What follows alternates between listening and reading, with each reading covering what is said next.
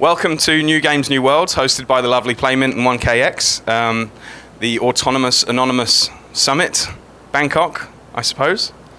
I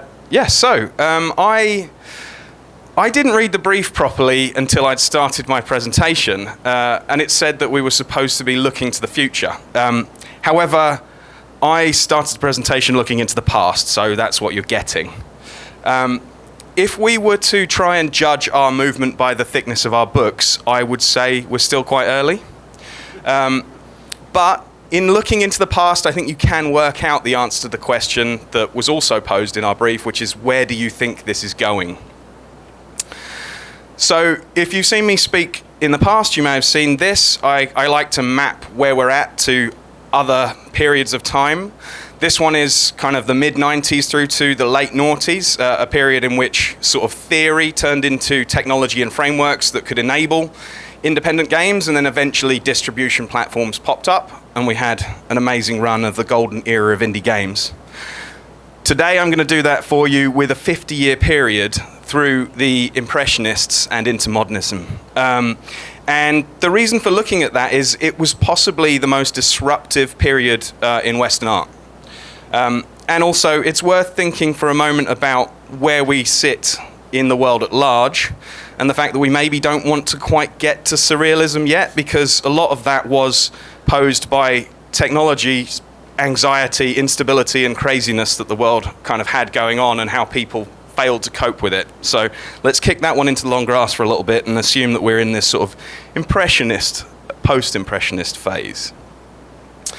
So one of the things that was put forward was if Dark Forest and CryptoKitties and Hunter Coin were effectively the first phase of on-chain games, and then we effectively have, we've got Sky Strife, this Cursed Machine, Downstream, the current generation that launched on Redstone and other such chains, just having happened, we sit where I would think is just past Impressionism and moving towards post-Impressionism.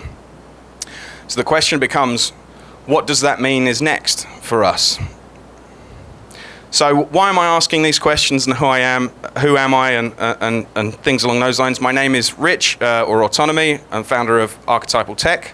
My background was as a welder and eventually making art for fairly famous fine artists such as Tracy Emin, Gavin Turk, and the Chapman brothers. I made some bronze bin bags for quite a while. But also, more importantly, and possibly more relevant to you folks, I have 16 years as a professional in video games. I've worked on the publishing side and on the developer side, and I've handled large IP for people like the BBC, and made games for folks like Bossa and BAFTA-winning studios. And I've run my own independent studio that focused on user-generated content for nearly a decade. So we're going to jump into this question around surrealism, impressionism, and what that kind of means. But I want to touch on a couple of myths around kind of hits and success. There's this myth of novelty, right? The idea that everyone likes the new. But generally speaking, people actually only like the new if they recognize the old within it. The Impressionists were not very popular for quite a long time, but they made use of a new technology in kind of high-fidelity print, and so they became something that people were familiar with, even if they didn't like it. They also organized their own self-organized exhibitions when they were regularly rejected from taking part in the ones the institutions ran. And the second myth is the myth of virality. Most people think of virality as a peer-to-peer organic process, but most studies show that actually, in terms of memes and ideas, things go into hubs of dissemination and move from peer to hub to many peers to hubs to many peers. So true virality is rare, and it takes these kind of key influencers and dark broadcasts. And the Salon refusing the Impressionists was a moment of a dark broadcast because it became a very popular news piece. The Impressionists were called a scandalous affront to taste, which is quite interesting when you think about the fact that they are now possibly the most expensive, most well-loved, and maybe even most bland area that you might find in a Christie's exhibit or sale. So how did this all happen? Well, effectively, there's this thing called the Calibo 7. They were 7 painters collected by a very wealthy friend of theirs who was also a decent painter. And in his death, he bequeathed his works to the French state, who refused to take them. And so there was this very public debate as to why this movement had been rejected for decades, and a fairly, reasonably kind of put together collection was being rejected by a great museum. And it was only possible because of these dissemination networks, the print media, the journals, and the fact that the Impressionists had done things like make wallpaper that went into people's homes, that it was possible for this moment of controversy to affect enough people for all of a sudden Impressionism to be taken seriously. And I like to think that maybe we have our own Calibo 7 kind of coming together here in this room at the various AA events that we've had. So we have, speaking today, we have OX Smallbrain, who I would think is probably the Degas. He captures an aliveness and, the dancing kind of element, a vibrancy in his work. We have Moving Castles' Alex, who bridged into something that was almost unrecognizable and dark and introspective. He's our Cézanne.